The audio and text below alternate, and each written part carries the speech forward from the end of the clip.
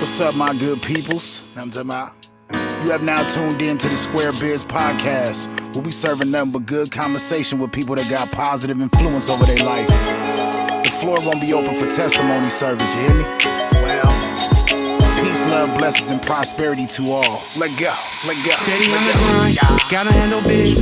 Grinding every day, hustle for the kids. Ain't here to judge, gotta get it how you live. Just keep it real, and that's Square Bizz. Steady on the grind, gotta handle biz. Grinding every day, hustle for the kids. Ain't here to judge, gotta get it how you live. First, good things today, Father. We just want to come to you, to the throne, and just ask for forgiveness of our sins. And let this be productive. Let this go out to the ears that are open to hear this word that we're talking about today, and let it inspire people to do better and be better. Amen. That's it. Amen. That's our intention. That's right. That's how we start this off. We're going to start this episode off right with a good prayer. Today, we are blessed to have a special guest in the building. A good friend. She has been working with the youth. Her journey has been a journey. Today we welcome Lisa Nash James into the building. That's right. Hey. So Lisa, you were born in Compton? Correct. But raised in Gardena? Correct. How was your upbringing in Compton and also in Gardena? Okay, well, in Compton, we lived in Compton until the 1971. I was born in 1965. My father was a fireman for Compton Fire Department. Okay. He retired as a captain, and my mom worked for the animal shelter. She was a sergeant with the animal shelter. Okay. I remember Compton was fun. We rode our bikes around. We went to the store, got the little nickel candies, got thought we were smoking with the cigar. Oh, what candy. Yeah. I remember that. What was that? A cigarette gum? It was a cigar gum. Yeah, that's what. They had the little flutes. They had all types of stuff, Boston baked beans and everything. But my childhood growing in Compton was light. It wasn't heavy. It got heavy after my parents got divorced when I was 8, when we moved to Gardena. We moved to Gardena in 1971. I was 8 when my father left. Okay. And that's when my life changed. When my life changed. I started using the restroom in the bed. I was scared. I became an introvert. And just was like, it was hard for me because I didn't understand. I thought he was leaving because of me, that he was leaving because they didn't get along. But no one never sat us down and said, hey, we're getting a divorce. It has nothing to do with you kids. It has to do with us. We're maybe falling out of love, whatever's going on. But they never explained that to me. So my perception was, I'm not being loved. They're leaving because, he's leaving because of me. And I carried that a long, long time. Wow. Yeah, to my adulthood, yeah, because no one talked to me. Dang, so that's a message in itself because I know a lot of youth go through that. Because with me, my father, I barely, seen my father, and as I got older, I was like, man, I wasn't,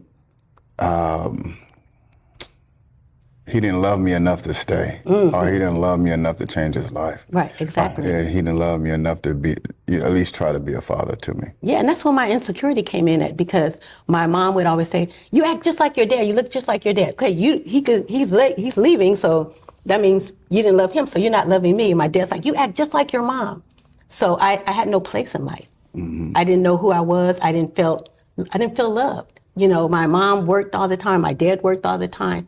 Firemen, 4 days on, 2 days off, or however they do it. But we never would see him. Wow. And when we would go to his house after they got a divorce, he had all these girlfriends. So I would call them different names just to be mischievous because I didn't like them. I didn't like their kids. I didn't like them because you're not my mother. And then the ones who had kids with little girls, they would call my dad, and I would feel some type of way about that. That's my dad. Why are you doing stuff with these other people and you're not doing it with us? You know, I remember going on the trips, and my dad had a motorhome and a boat and all this stuff. He never took me and my brother. He took his woman and their kids. You know, so I really had a lot of insecurities, not only with that, with the way I talked, because I have a lisp and I'm pigeon-toed. So I was teased a lot, the color of my skin. I wasn't black enough for the blacks and I wasn't white enough for the whites. So I really didn't have my place. And no one's ever sat me down and talked to me as a child saying that you are valuable, that you're worthy, you're enough. So, wow. Yeah. So at some point, when you're going through this, right, what was some of the decisions or the environments that led you to start, you know, getting in trouble or things of that nature? Attention, low self-esteem, feeling unloved. Just whether I get attention, whether it's positive or negative, because I was taught growing up, you're not as smart as your brother. So guess what? I became not as smart as him. I did school. I went to a private school, St. Michael's. I would fight every day. I was a cheerleader for Sarah High School. They stopped me from cheering because I was a disciplinary problem. So someone's going to pay attention to me, but in a negative way. I was somewhat of my thing too. You know, I felt that I was getting more attention when I acted out. Yeah, exactly. When I was getting into the fights or whatever. And it's crazy because my mother used to have different reactions. She'll whoop me for fighting, but I can overhear her conversations with her friends on the phone where she'll somewhat brag about me. Right. Yeah, he had to do his thing at school today. I used to get mixed reactions when I got it, but I got a reaction. Right. And then too, another thing too is the secrets. You know, I was born in 1965. So my mother was born in the 40s. And from her upbringing, there was no hugging, there was no kissing. So she did the best she could with me. When I got older, I realized that. But as a child, I needed love. I needed you to tell me, hey, you're beautiful. Hey, you're going to be somebody. Hey, you're smart. You know, do homework with me. We were latchkey kids. I was walking home from school in elementary in the 6th grade. I was walking, I was 6 years old, 7 years, 8 years old. All throughout my life, I walked home from school. Already walking home at 6? Yes, walking home. Wow. Walking home, but I was responsible. You know, we had to come home, clean, do laundry. I had a lot of responsibilities as a child, which I took into my adulthood when I got married, was the control issues. That became a control issue for me. So I ended up being a control fanatic in all my relationships. That started from my childhood. Wow. Yeah. So looking back, what do you think that you were searching for at that time? Love, acceptance, because I didn't love myself. So really, how could somebody love me if I didn't love me? I didn't really know what love was. I felt it from my dad's side of the family, my Nana and my Grandma Nash, but my mom's side of the family, they were very distant. So I didn't have that, you know, go lay in the bed with my mom and cuddle, or go get our nails done together, or her sitting there brushing my hair. I didn't have that intimate relationship with my mother that I needed as a little girl, because I was a very scary little girl. You know, I was scary. I was fearful as a child. And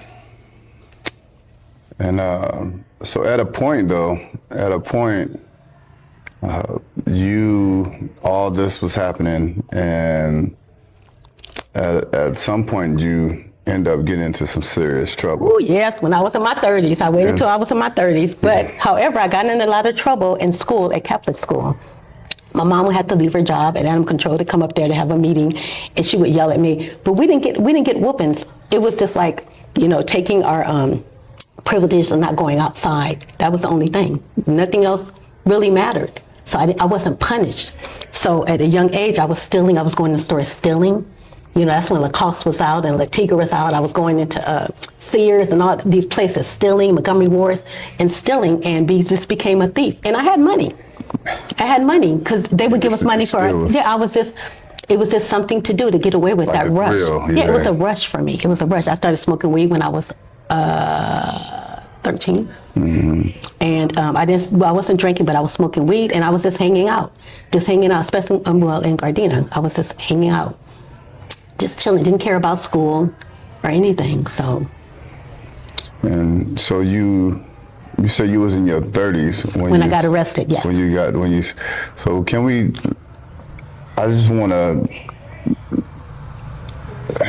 touch on that for a second. They implemented you in the murder. Correct.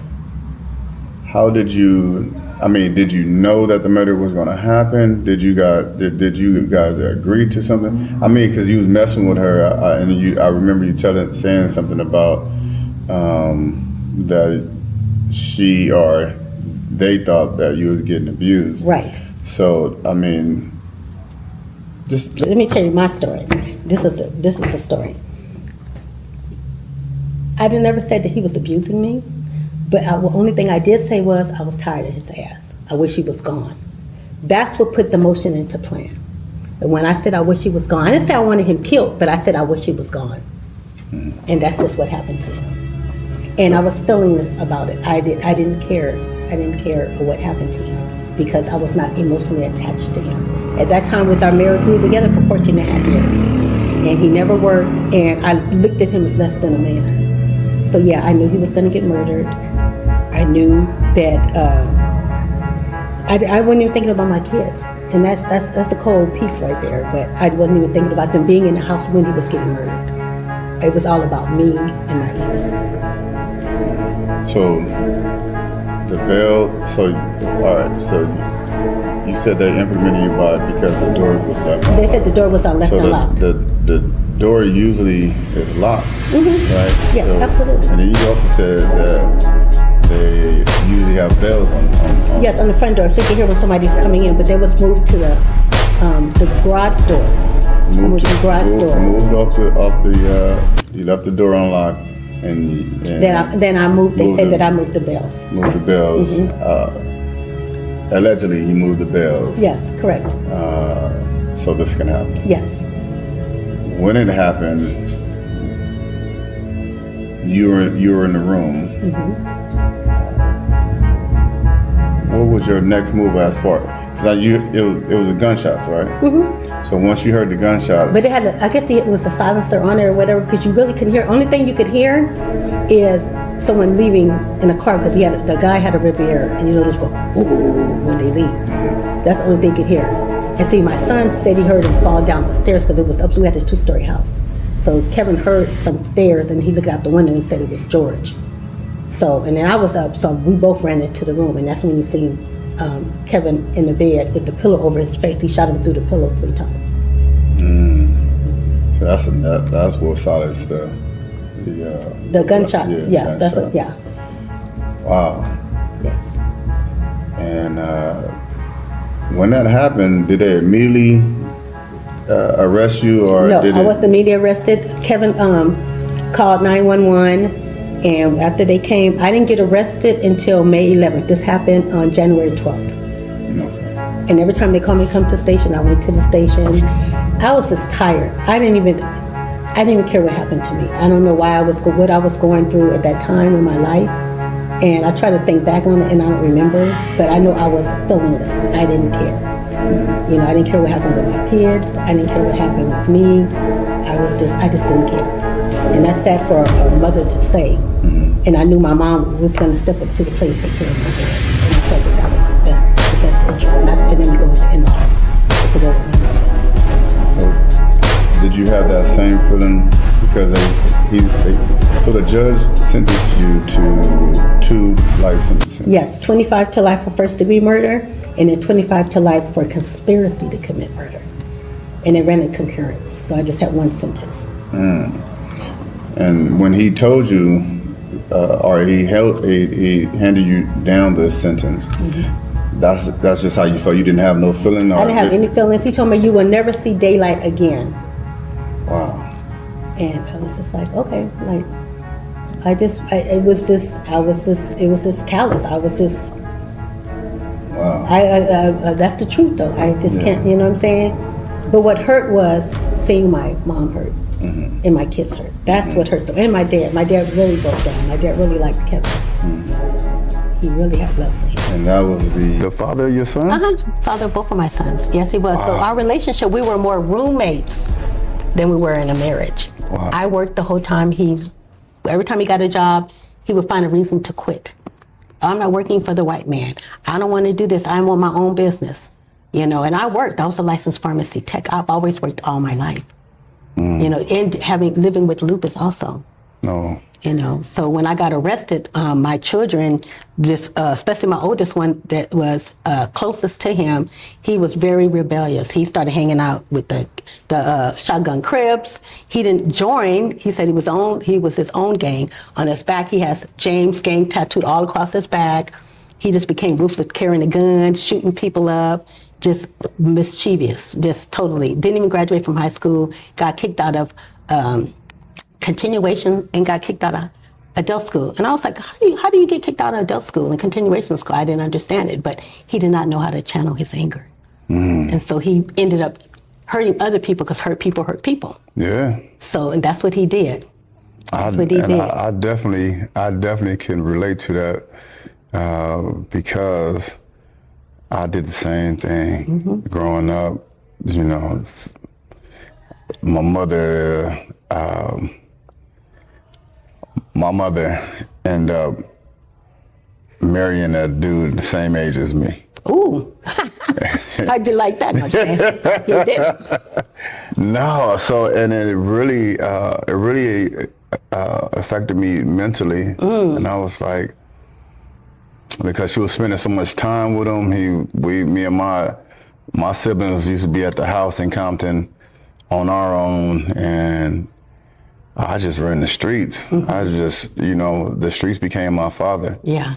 And the streets taught me everything, and everything that I felt that I needed to be a man. And I used to take it out on, on people that I came across, fighting, other things that I used to hurt people. And so I can definitely relate to what your son was going through, because it's a lot of parents don't understand, the effect of their decisions, what their decisions and how their decisions affect their kids, or Exactly, so. Because I didn't. Because my thing was I was keeping up appearances. I was raised to not tell what's going on in the household, not to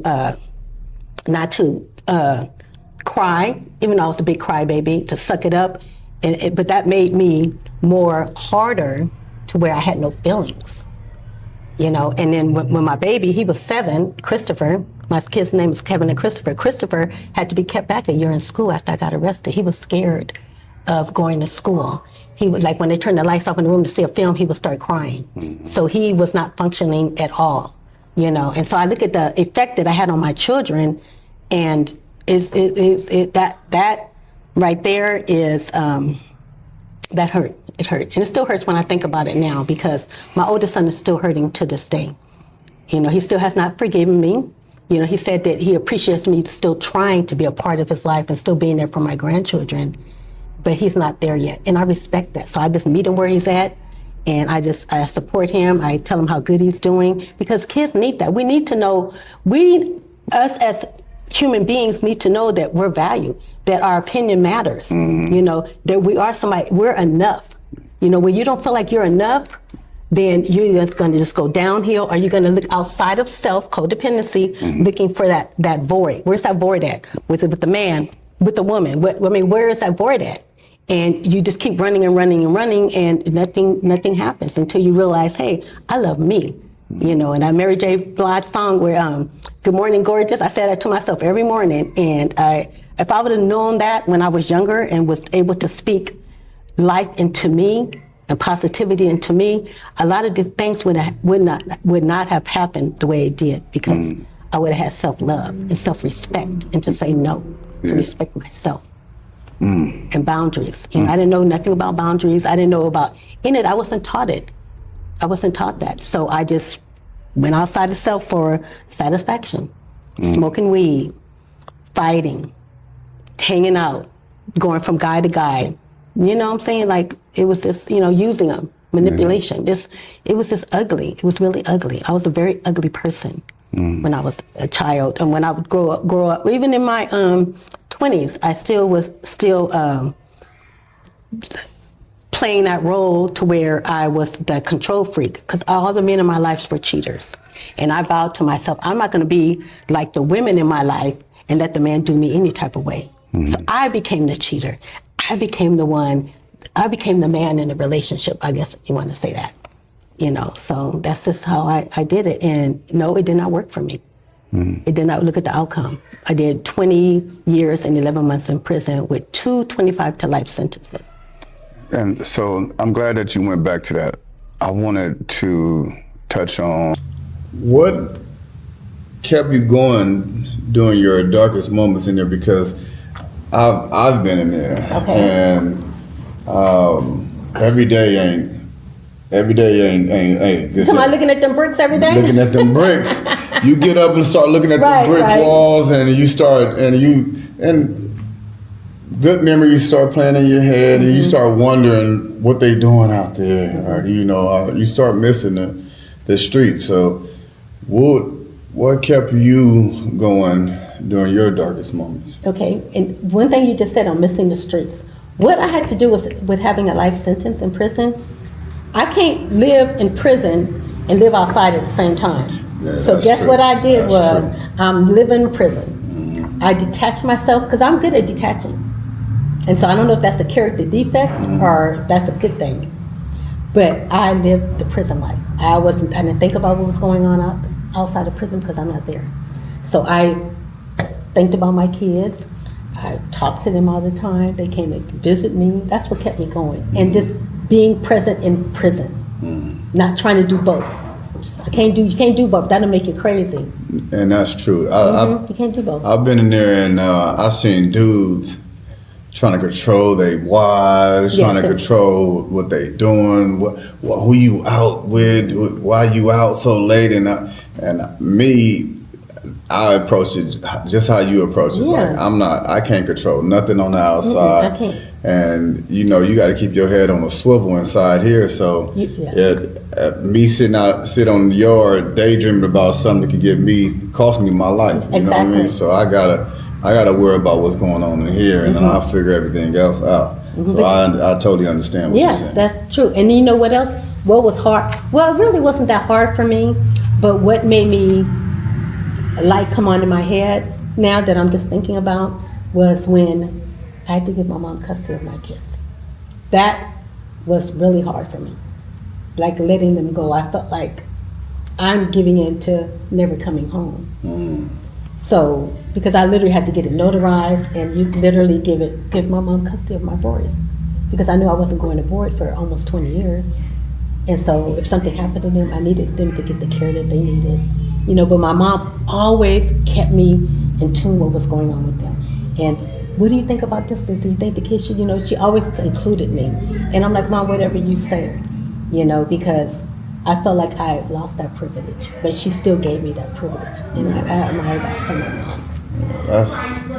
That's dope that she kept you involved. Yes, she did. And kept them seeing me, them writing me, accepting my calls and everything. That's what kept me going. And we need that. And a lot of people think that, and I've been, I've been in there, so I know certain people think that you need money on your books and you need packages, but it really be just the emotional and mental support that you receive from the outside. Yeah. Just them letters and phone calls and one visit, how that can, one visit for me can get me through the next 6 months to a year, what I mean? Yes, exactly. Absolutely. And another thing is too, is that even on the visits, because at first when I would see them, I was just wanting to hug them and everything else. And they was like, how are you doing? Oh, I'm fine, and stuff like that. No, you're not fine. You're in prison. You're not fine. And I had to really be real with that. And I'll be like, I'm not doing good. I'm like, I miss you guys. But then that'd be harder for them to leave me. So I had to really find that balance with myself, because every time after they left, I would go to my room and cry. I would cry when I would walk and leave. My mom would cry. My kids would cry. Kevin didn't cry. But Christopher would cry. And then when they started bringing my grandchildren, that was harder. You know, so it's like, do you get the visits or do you not? The visits wasn't just for me, it was for them. And that's what my mom told me. She was like, I'm not doing this for you. I'm doing this because your kids need to see you, Lisa. I need to see you and make sure you're okay. You know, and that was my selfishness coming out about, oh, you don't have to come this weekend. My mom's like, I'm coming. Well, it's way out here in Chowchilla. You know, she said, I know where it's at. I'm taking that 6-hour drive. We're going to get a room. You know, and it was 4-day visit. We had Thursday, Friday, Saturday, and Sunday. You know, my mom would come for all 4 days. Wow. Yes. And they would stay in a hotel room. And it was tired. My mom did her own driving. And that's what was really hard for me, is for them when they left, because I couldn't go with them. That was hard. You know, that was very hard for me. But and then I look at it like this. I'll go to my room and self-talk myself. You did this to yourself. You know what I'm saying? So I start badgering myself, and so like I'm on an emotional roller coaster. But every time before they left, I had to make sure that they were okay.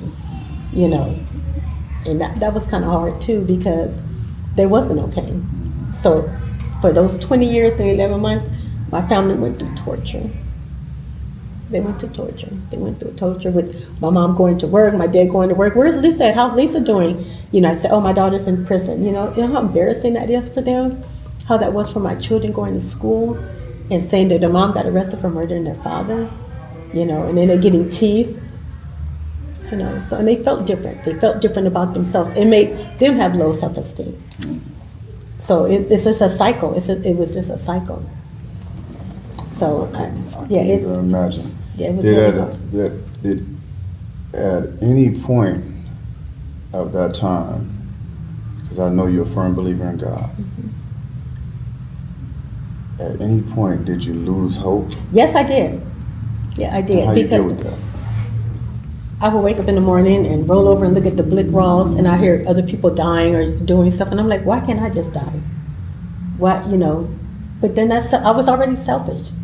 That's selfish for me to take that cowardly move to die in prison and leave my mom with the kids like that. I just couldn't do that. You know, did I contemplate suicide? Yeah, I did. I hate to say I did. Nobody knows that. This is my first time even speaking about it. But, you know, I did. I thought about it. I was like, you know, I could just save all my blood pressure pills and just take them all, drink some hot coffee or something, and tell them, yo, you guys leave me alone. You know, I'm having a lupus flare-up. I need to sleep, and just kill myself. But then knowing me, I wouldn't die, and then I'll get a write-up saying I'm destroying state property. Then, so when I go to board, I gotta take a write-up with me. And I didn't want to take any write-ups when I went to board. But yeah, I lost a lot of hope. I would get really sick in prison, and I would just be like, why can't I just die? Just let me just die.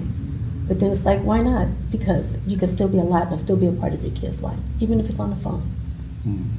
So at what point did... That just made me depressed right now. I'm sorry. I gotta just, hold on. Let's shake that off. That made me depressed right now. Let's shake that off. Hold on. That just made me depressed right now. Hold on. Because I just now thought about that when you said that, because no one's ever asked me did I feel like giving up. So thank you for asking me that, because I never shared that with, and my family doesn't even know that I contemplated suicide. But I did. But that's a cowardly move. You know, but I did.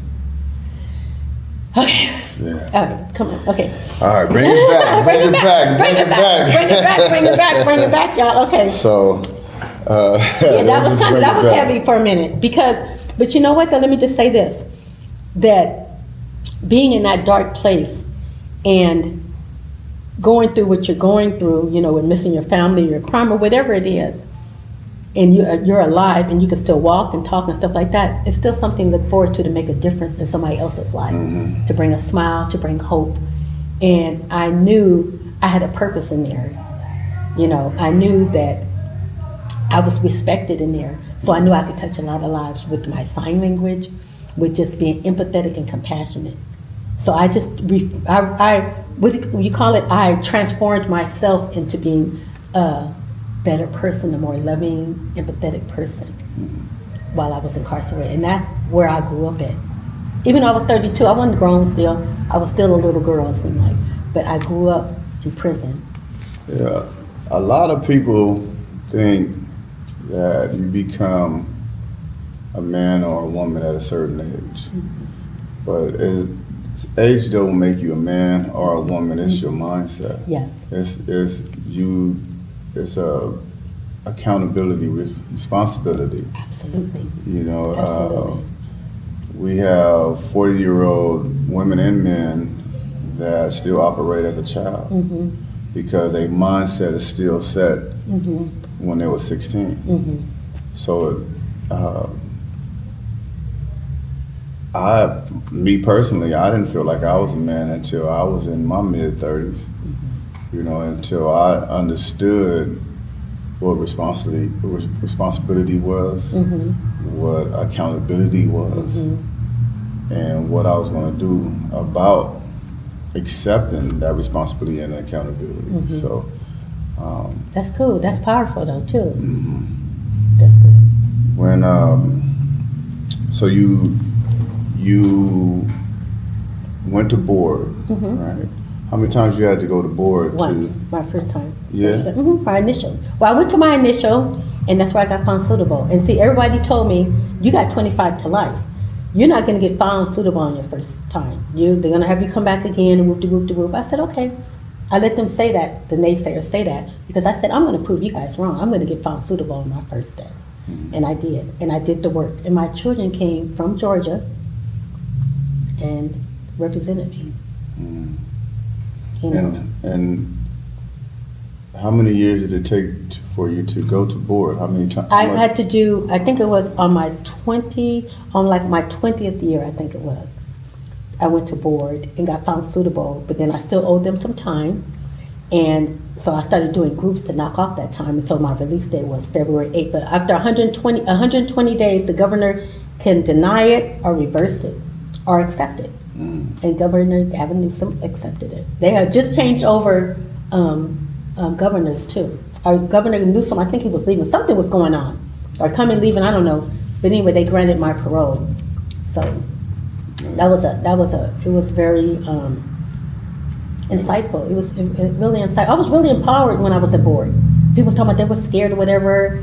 I really wanted them to see what I've learned, who I was. And who you became. And yeah, you know, and I told myself I could be that person on the bus, sitting right next to your kid on the bus. That's how safe you'll feel with me. You know, I had to really prove myself and tell them that this is who I am today. And I know my shortcomings. I know to ask for help. I know to be transparent, you know. When you went to board, you had to accept responsibilities for your Total action, right? anything that's on that paper, black and white, you got to say, yeah, I did it. Yes, you got to say, and how it's not going to happen again.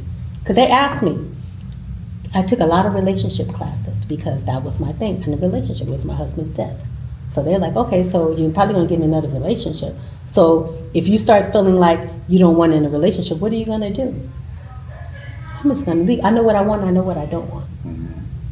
I know what I want, I know what I don't want. And I'm okay being a woman. I'm okay letting the man lead, be the woman. That's what I am. That's what I do. So, what? No, I was just thinking because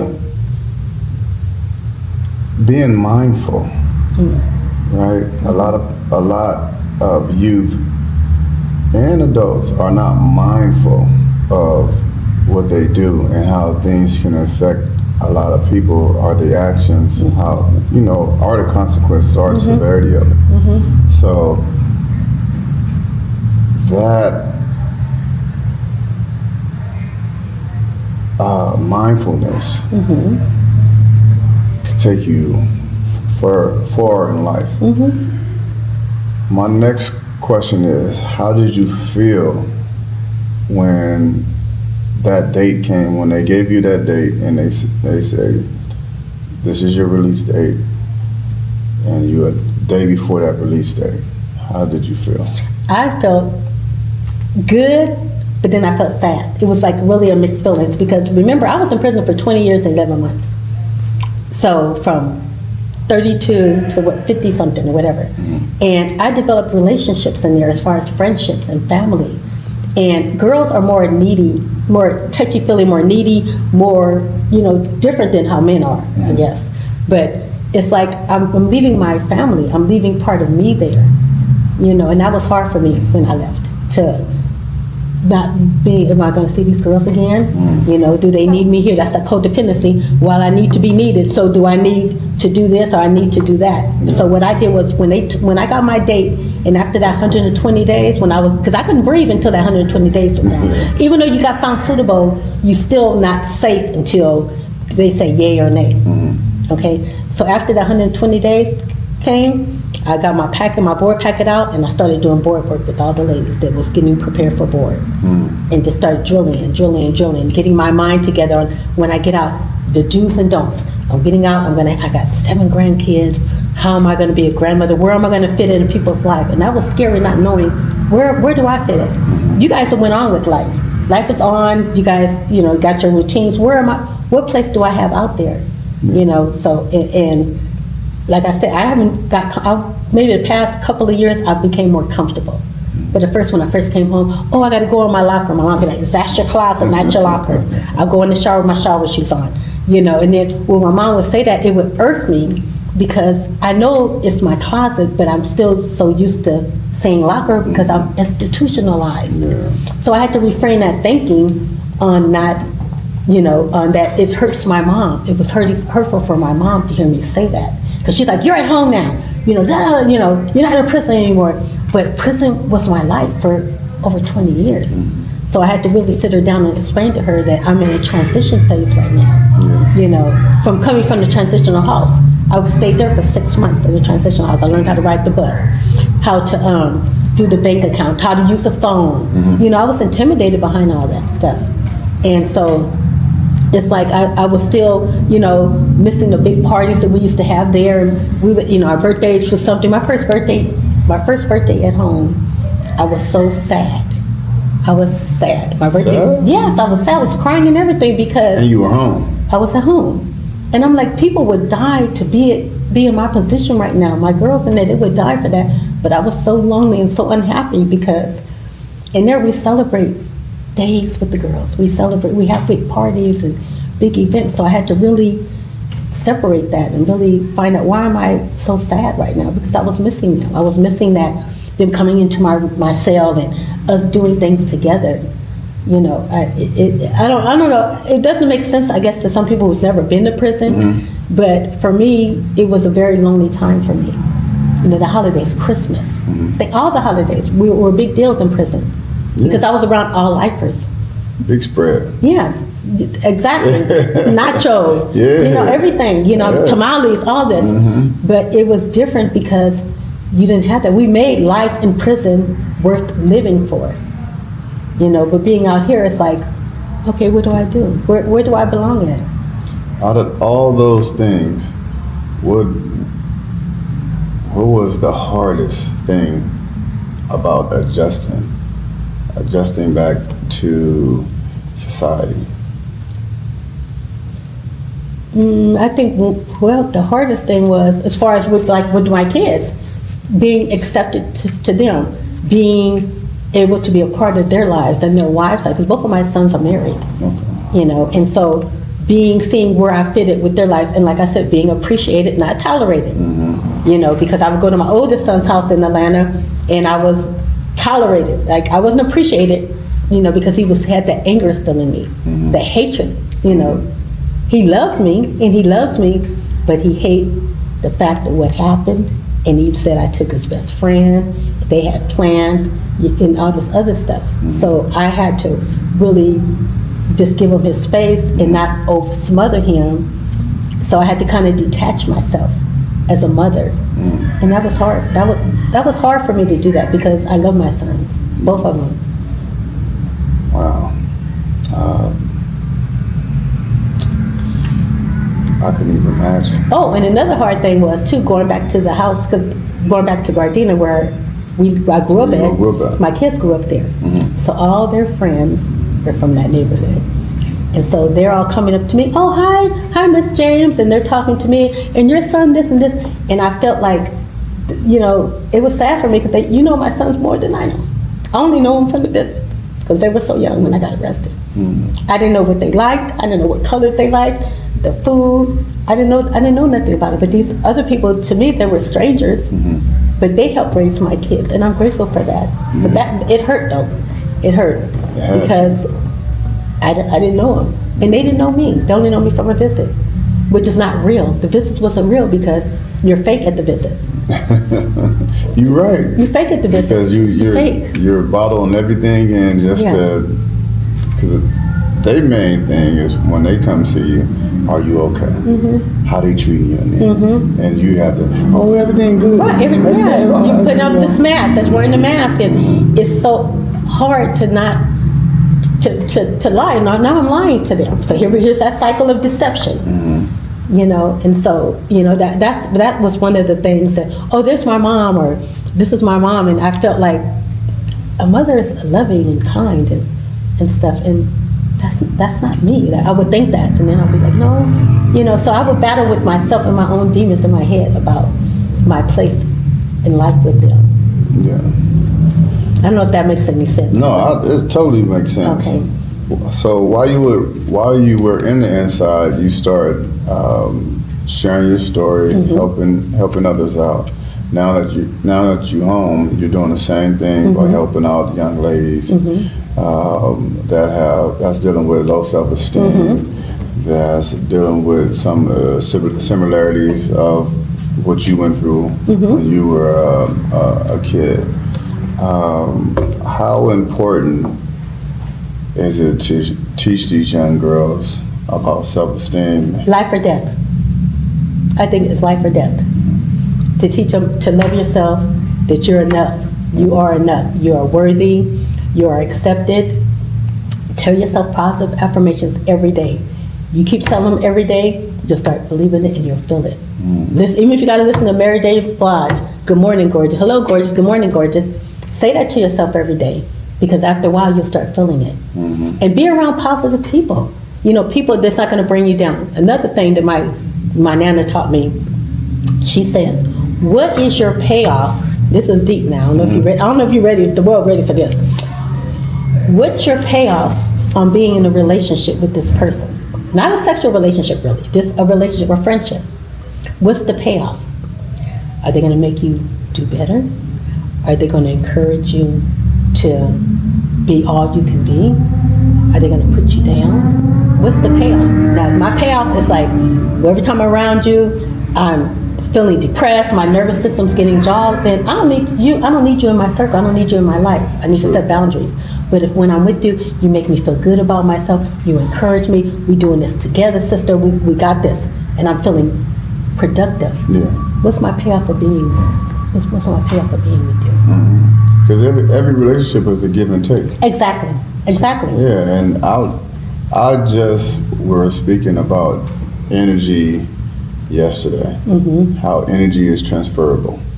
You know, I could be in a good mood, and every time I get around you, you always going through something. That's avoidable suffering. Avoidable suffering. Yes. So you know this person's going to bring you down, so guess what? You don't want to be around them. Yeah, I don't even want to talk to you. Yeah, because you're going to bring, I'm up here feeling good, I got this high spirit, and here come every downer coming in the room. But yeah, avoidable suffering. Yeah. But that's so true.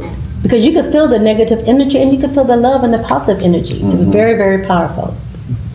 So, what are some of the struggles you see in the young girl's life, these young girls' life today, that remind you of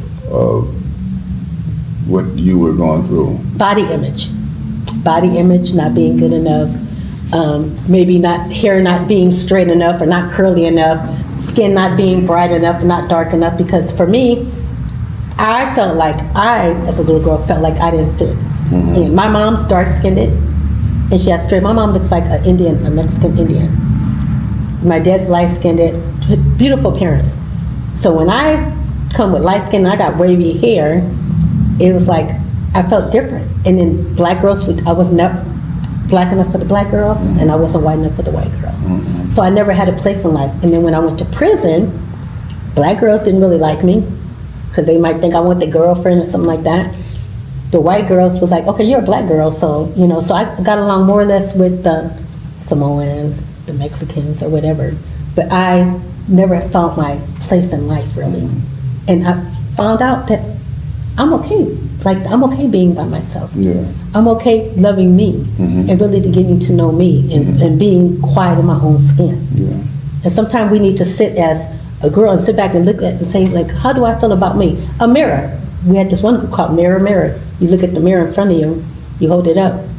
What do you want people to see? When they see you, what do you want people to see in you, Lisa? Don't want them to see love or hate or anger or misery? Am I approachable? You know, it's like women, I think girls today deal with the social media pressure, suicidal pressure, the lips, the hair, the body, little waist, big breasts, big butt. I mean, all that, everybody, we're all uniquely made. God made us so beautiful. We just have to embrace that. Yeah. And I think, and that starts at home. And if they don't have that at home, it starts at things like what you're doing. You know, after school programs, you can encourage people, you know, you encourage people to be all they can be and being there for them. They might not have a man model around, but you're here. You know what I'm saying? Just stepping up, saying, I'm here, what can I do to make you a better you so you can be productive, because you guys are the future. They're the future.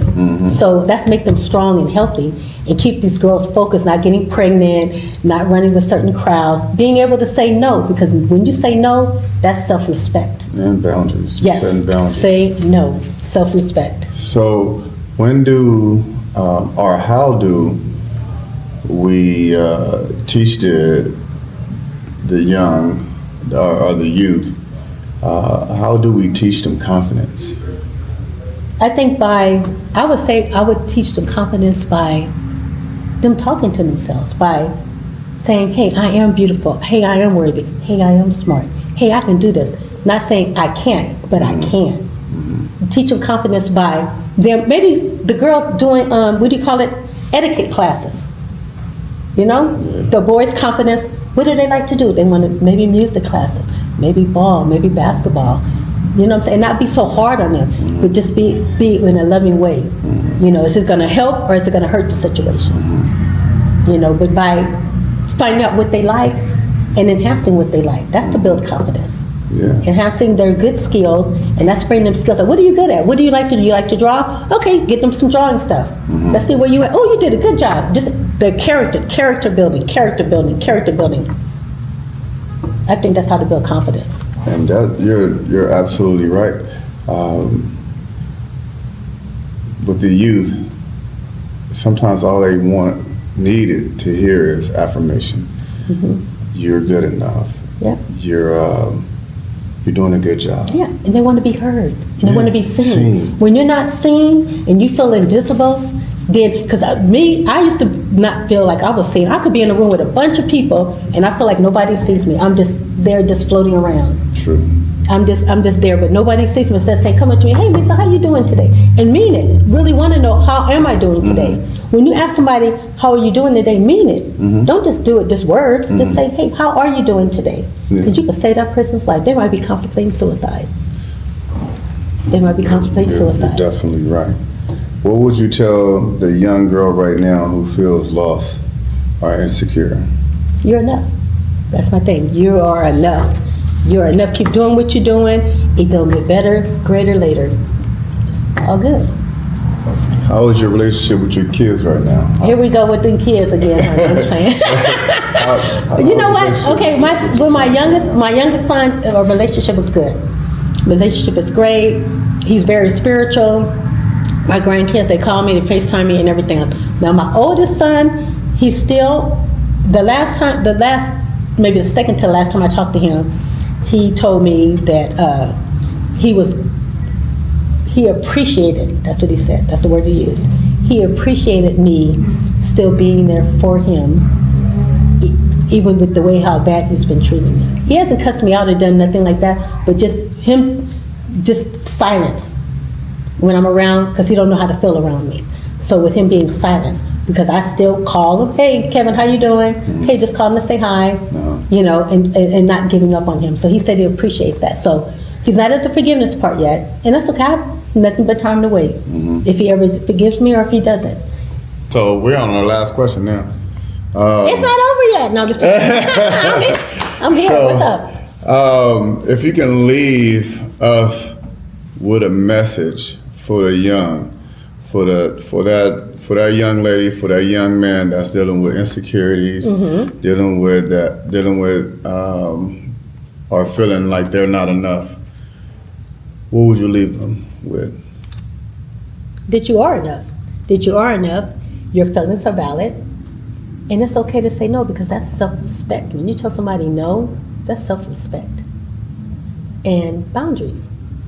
Set boundaries. Set boundaries. Because the boundaries ain't for the other person, they're for you, to keep you healthy. And it's okay to ask for help. It's okay to ask for help. That's an excellent coping tool. Yeah. And you know what, another thing too, which you said something else earlier.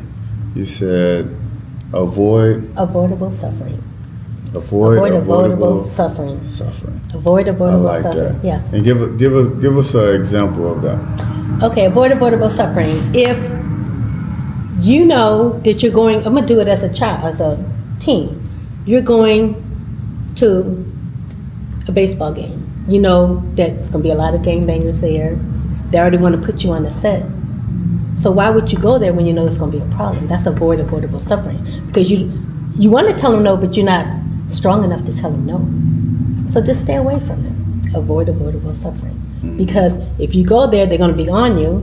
It's going to jog your nervous system. It's going to make you uneasy. And you might just bend and say yeah when you really mean no. Let your no mean no and your yes mean yes. Amen. That's it, player. Amen.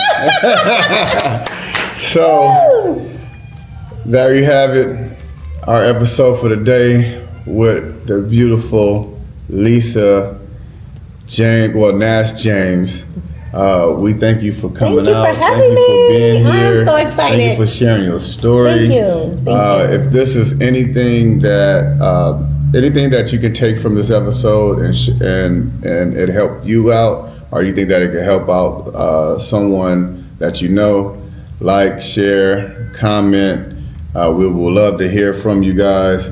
Shout out to our sponsor, Compton Activist. Shout out to my co-host, Big to the Boy. He is out in Japan right now, man. Happy birthday to him. Happy anniversary to him. And we'll see you on the next one, man. We'll see you later, man. See you later. Thanks. Close out. That's Square Biz. Holla.